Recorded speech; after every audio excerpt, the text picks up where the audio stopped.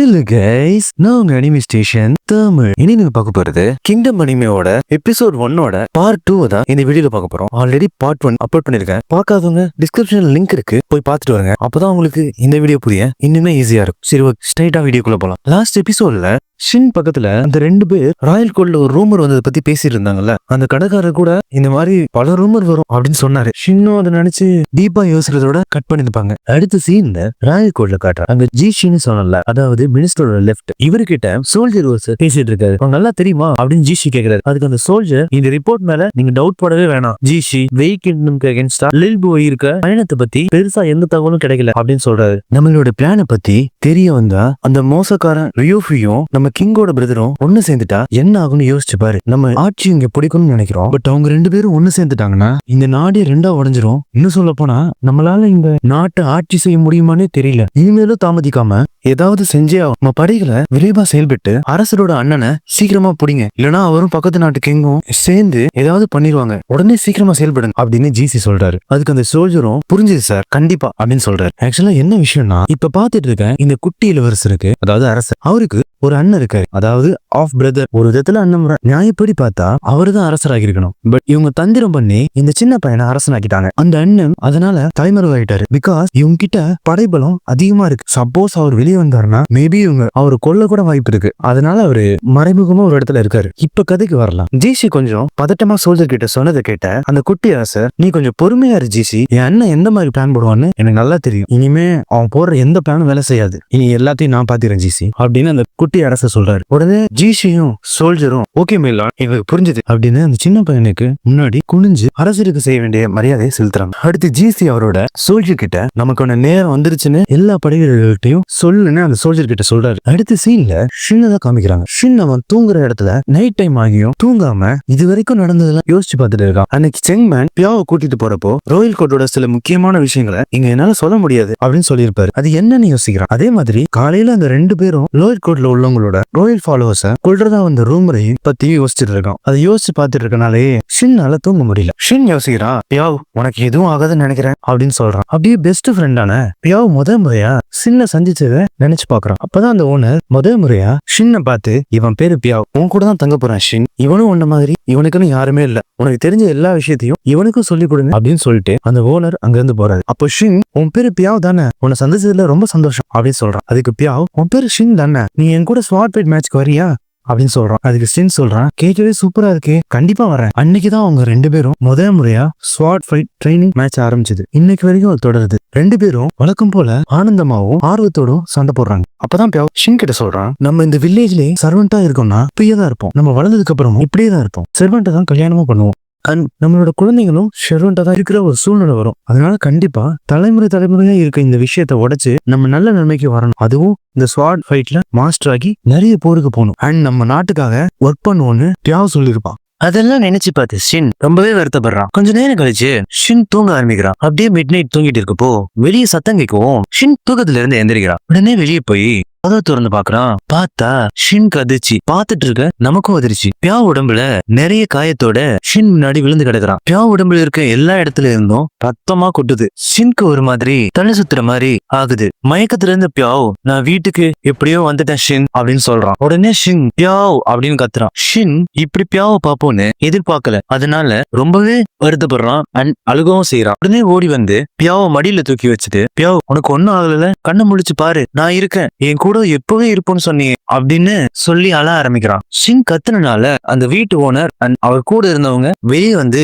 என்னாச்சு அப்படின்னு பாக்குறாங்க. பார்த்தா அவங்களுக்குமே ஒரு ஷாக். பியாவுக்கு எப்படி இந்த மாதிரி ஆச்சு அப்படின்னு கேக்குறாரு. அதுக்கு ஷின் சொல்றான், அதை பத்தி பேசலாம் நேரம் இல்ல, சீக்கிரமா டாக்டர் கூப்பிடுங்க அப்படின்னு கத்துறான். பியாவ் அந்த வழியோட ஷின்னை பார்த்து, எனக்கு வழி தெரியல ஷின், எனக்கு டாக்டர் எல்லாம் வேணாம் அப்படின்னு சொல்றான். அதுக்கு ஷின், இதுக்கெல்லாம் யார் காரணம், கிங்டம் கேபிட்டல் அப்படி என்னதான் ஆச்சு அப்படின்னு ஒரு பதட்டத்தோட கேக்குறான். அதுக்கு பியாவ், கிங்கோட தம்பி படைவீரர்கிட்ட சிக்கிக்கிட்டேன், அதான் இப்படி ஆச்சு அப்படின்னு சொல்றான். என்னது, அரசருக்கு தம்பியா அப்படின்னு ஷின் கேக்குறான். ஓ அவனா, அரசரோட தம்பி இப்பதான் ஏமாத்தி அரசனானா அப்படின்னு ஷின்க்கு புரிய வைக்கிறாரு அந்த கோனர். அப்பதான் அந்த மார்க்கெட்ல 2 பேர் பேசிட்டு இருந்த ரூமர் உண்மைன்னு புரிய வருது ஷின்க்கு. ஷின் இதை நினைச்சு ரொம்பவே கோவப்படுறான். அதே சமயம் பியாவோட நிலைமையை நினைச்சு அளவும் செய்யறான். பியாவ் ஷின் கிட்ட பேசுறான். கிங்கோட தம்பியோட படைபலம் ரொம்பவே பெருசு, அது மட்டும் இல்லாம ரொம்ப ஸ்ட்ராங்கும், அதுக்கு எங்களால ஈடு கொடுக்கவே முடியல, அதனாலதான் இப்படி ஆயிடுச்சு அப்படின்னு சொல்றான். ஷின் ரொம்ப பேச வேணாம் பியாவ், உன் உடம்புல இருந்து அதிகப்படியான ரத்தம் வெளியே வந்துட்டு இருக்கு, இப்படியே போச்சுன்னா நீ இறந்துருவ அப்படின்னு சொல்றான். அதுக்கு பியாவ் என்னோட ரத்த கரையை ஃபாலோ பண்ணி எப்படியும் ராயல் கோட்ல இருந்து யாராவது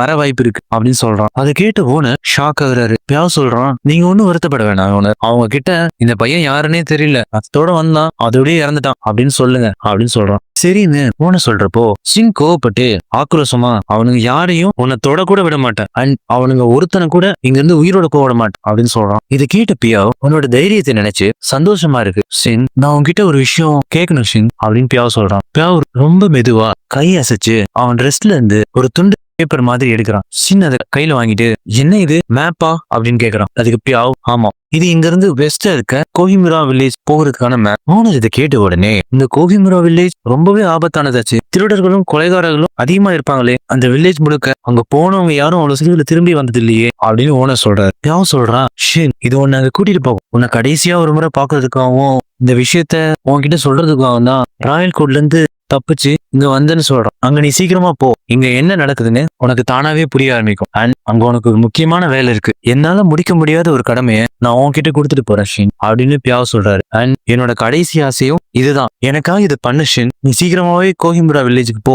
அப்படின்னு பியாவ் சொல்றான். ஃபர்ஸ்ட் ஷின்னுக்கு பியாவ் என்ன சொல்ல வரான்னு புரியலனாலும் அதுக்கப்புறம் ஷின் அழுதுகிட்டே, எனக்கு நீ என்ன சொல்றேன்னு புரியுது பியாவ், பட் என்னை விட்டு போயிடாத பியாவ் அப்படின்னு கண்ணீர் மல்க அழுதுட்டே சொல்றான் ஷின். உனக்கு ஞாபகம் இல்லையா பியாவ், நம்ம ரெண்டு பேரும் இந்த உலகத்தோட பெஸ்ட் 2 ஜெனரல்ஸ் ஆகும்னு சொன்னல, இப்ப நீ மட்டும் என்னை விட்டுட்டு தனியா போறியே அப்படின்னு அழுதுட்டே சொல்றான். அதுக்கு பியாவ் சொல்றான், கண்டிப்பா நம்ம ரெண்டு பேரும் ஜெனரல்ஸ் ஆகுறது நடக்கும்னு சொல்றான். நம்ம உடம்பு வேணா வேற வேறையா இருக்கலாம், நம்ம ரெண்டு பேரோட மனசும் ஒண்ணுதான், நீ எங்க போனாலும் அங்க நான் உன் கூடவே இருந்து உன்னை பார்த்துட்டே இருப்பேன், நீ சிறகு விரிச்சு பறந்து போனோம்னா அங்க உன் கூட நானும் பறப்பேன், நீ எதுக்கும் கவலைப்படாது அப்படின்னு பியாவ் சின்ன கட்டி பிடிக்கிறான். இந்த அனிமையிலேயே ரொம்ப எமோஷனலான சீன் தான் அது இதுதான். அதுக்கப்புறம் பியாவ் இறந்துடுறான். ஷின் ரொம்பவே கதறி அழுகிறான். ஷின்னால தான் பெஸ்ட் ஃப்ரெண்ட் இறந்ததை ஏத்துக்க முடியல. அழுதுட்டே சொல்றான், உன்னை இந்த நிலைமைக்கு ஆக்கணவங்கள நான் சும்மாவே விட மாட்டேன் அப்படின்னு சொல்றான். இதை கேட்ட அந்த ஓனரோட பையன் ஷின்னை பார்த்து, பியாவ் உன்னோட பெஸ்ட் ஃப்ரெண்ட் தான், அவனோட கடைசி ஆசையை நிறைவேற்றாம பழி வாங்க போறேன்னு அவங்கள கொல்லணும்னு நினைக்கிறே,